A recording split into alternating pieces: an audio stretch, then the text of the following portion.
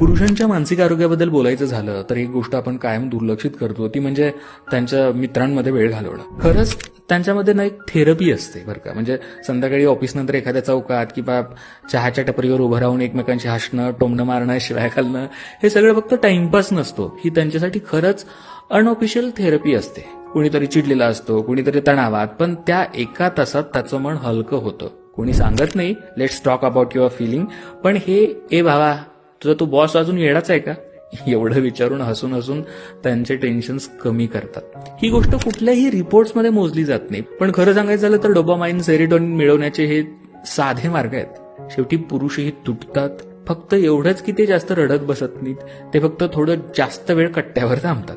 तर मैत्रीतले कट्टे, टपऱ्या, ते विनोद ही त्यांची मेंटल सपोर्ट सिस्टम असते, जे कधी विजिबल मेंटल हेल्थ म्हणून दाखवलं जात नाही, पण जे त्यांना खूप मोठ्या संकटापासून वाचवतं. म्हणून पुढच्या वेळी असा कोणी संध्याकाळी टपरीवर जातोय म्हणाला तर त्याला फक्त टाइमपास नका